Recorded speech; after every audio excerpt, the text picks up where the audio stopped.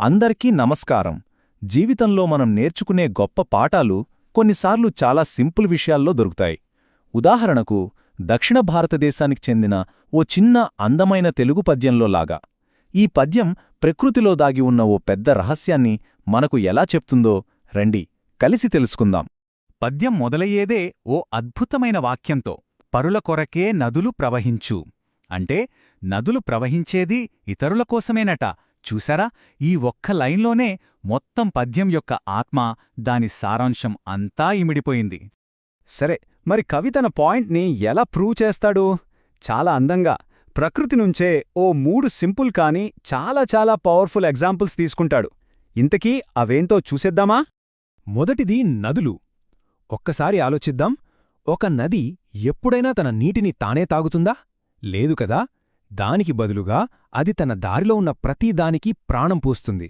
అంటే పంటలకి, జంతువులకి, మనకి, అందరికీ. నిజంగా ఇది నిస్వార్థ సేవకి ఎంత గొప్ప ఉదాహరణో.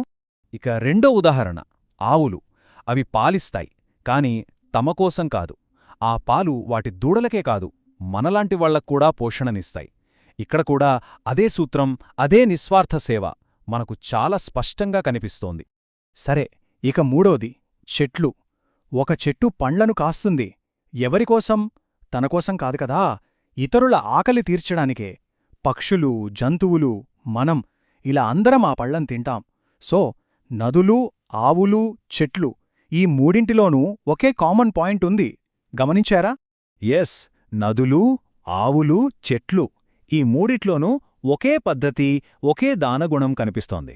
మరి ప్రకృతిలో ఉన్న ఈ గుణం మనకు ఏం నేర్పిస్తోంది? అసలు మనకు ఏం చెప్పాలనుకుంటోంది? ఈ ప్రశ్నే మనల్ని పద్యం యొక్క అసలు లోతుల్లోకి, దాని క్లైమాక్స్కి తీసుకెళ్తుంది. ఇక్కడే ఈ పద్యం తన అసలు స్వరూపాన్ని చూపిస్తుంది. ప్రకృతి గురించి మనం చేసిన ఈ అబ్జర్వేషన్స్ అన్నీ కలిసి మనుషుల కోసం ఒక పవర్ఫుల్ ప్రిన్సిపుల్గా మారతాయి. చెప్పాలంటే ఇదే ఈ పద్యానికి గుండెకాయ లాంటిది. ఆ కీలకమైన పదమే పరహితం. దీని అర్థం చాలా సింపుల్. ఇతరుల మంచి కోసం, వాళ్ల సంక్షేమం కోసం పనిచేయడం.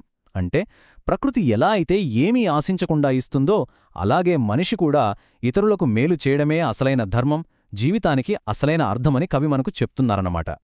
ఇక పద్యంలోనే అత్యంత ముఖ్యమైన లైన్ ఒక ప్రశ్న రూపంలో వస్తుంది. పరహితం కంటే పరమార్థమున్నదా? ఆలోచించండి, ఇది మామూలు ప్రశ్న కాదు. ఇతరులకు సహాయం చేయడం కన్నా మించిన గొప్ప జీవిత లక్ష్యం ఇంకేమైనా ఉందా అని కవి మనల్ని సూటిగా అడుగుతున్నారు.